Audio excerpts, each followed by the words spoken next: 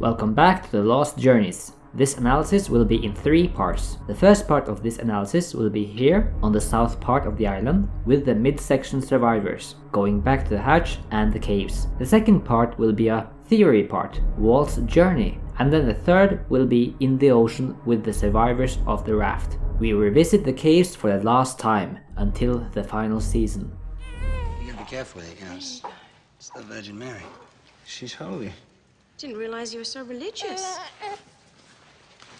I'm not. It's just, you know, it might come in handy. In my video about House of the Rising Sun, I mentioned the reason why they didn't like the set, because it was filmed at the old Xerox building, a building that housed the worst mass murder in Hawaiian history only a few years prior to the Lost crew moving in there. Now in season 2, the cast and crew of Lost will be in Hawaiian Film Studio. You see, the Lost crew couldn't be there in season 1 since it was already occupied by Fox and NBC. For instance, Fox's soap opera North Shore was filmed here, as well as NBC's police drama Hawaii.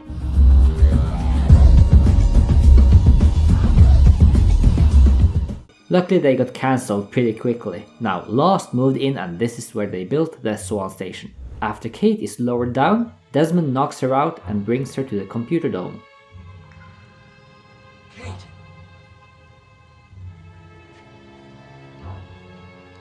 Locke follows Kate. He takes off his shoes, walks past the mural, into the dining area,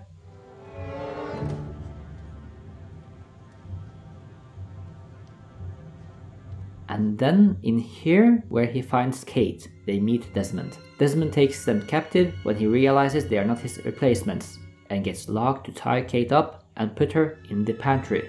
Kate attempts to free herself, turn on the lights, and sees that she is surrounded by food.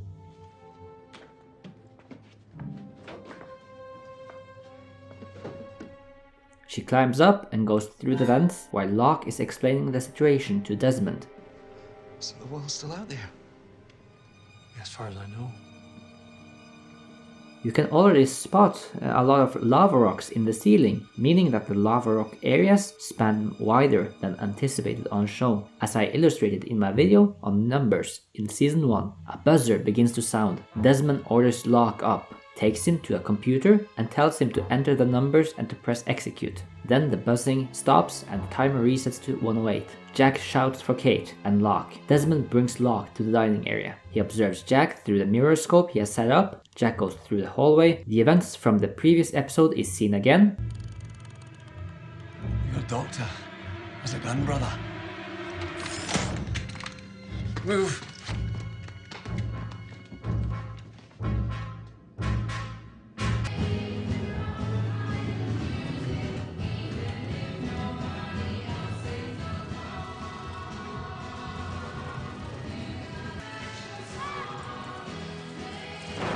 I wouldn't do that, Jack. Desmond shoots, almost hits Kate, and Jack recognizes Desmond. On with part 2. Let's go back into the ocean. Tom and his goons has taken Walt. They are now on a boat. We don't know anything about the rest of the night. We know that Walt will be in room 23 very soon, and we know that Walt will appear before Shannon during the same night, shortly after being taken. There are a few theories on what happened on his first night. 1. Walt was taken to the temple. After docking the boat, the others could have brought him inside and into the pool like the others did with Ben when he was a kid. The properties of the temple water might have improved or charged Walt's powers and projected them towards Vincent or simply to someone. In my previous episode, I mentioned the scene with dripping Walt. The backwards speech could be an effect of that, since you can't really talk when you are underwater. 2. Walt might have tried to escape the boat, jumping into the water, but by doing so he managed to communicate a message to Shannon. 3. The wet Walt vision has absolutely nothing to do with Walt being wet, and he was simply brought to Hydra Island. He could have been inside room 23 already on the same night. Him being wet was just a horror trope. And 4. The image of wet Walt has nothing to do with anything Walt did on that night, and the others brought him back to the same dock at the boathouse and simply took him to the barracks. before doing any tests on him. Him projecting an image in front of Shannon is just his powers going haywire and him having absolutely no control of them. And lastly, I want to add that when this episode aired, the horror trope of creepy wet children was quite popular at the time.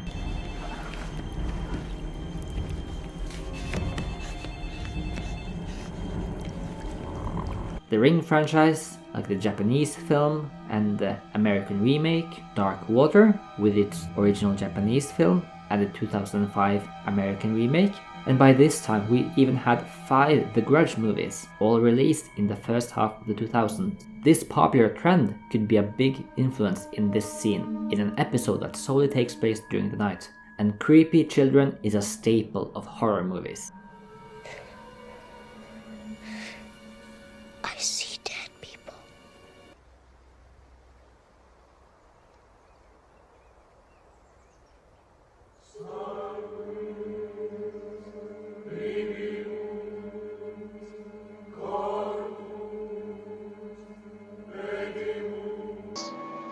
Leave us alone.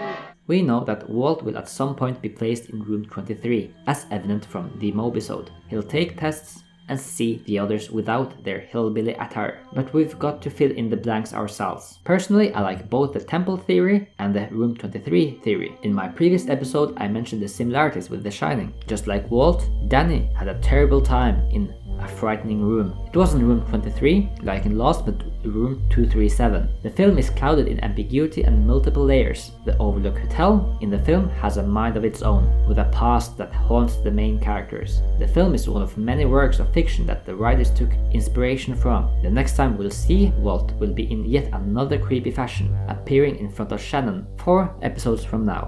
Back to the ocean.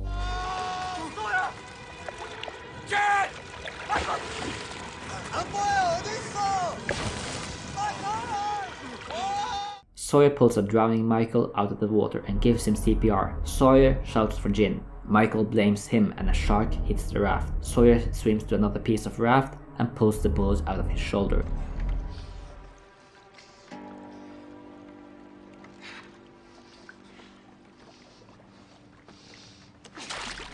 Jin is slowly drifting towards the island, and so is the wine bottle with the messages in them. However, that one will drift ashore at the south side of the beach 2 episodes from now on. They discover one of the pontoons from the raft, which is much sturdier than their current piece of wreckage. Sawyer heads after it, the shark returns.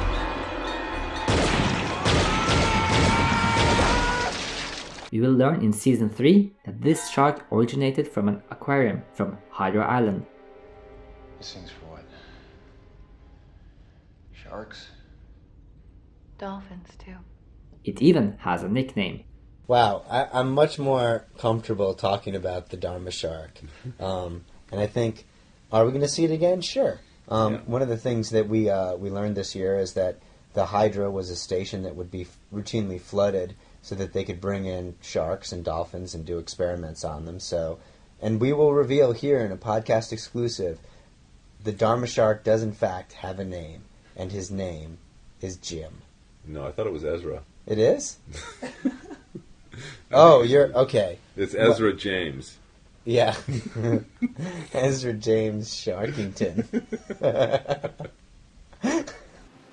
Michael and Sawyer drift back to the island. Jin is washed on the beach earlier in the morning. This scene is from the episode The Other 48 Days, where they pick up Jin and bring him to the jungle. They try to talk to him, but he runs off. This whole scene is filmed at Wailea Beach. After Jin is screaming for others, someone comes. It's the tail section survivors, but we don't know that yet. Stay tuned and please subscribe for more island exploration.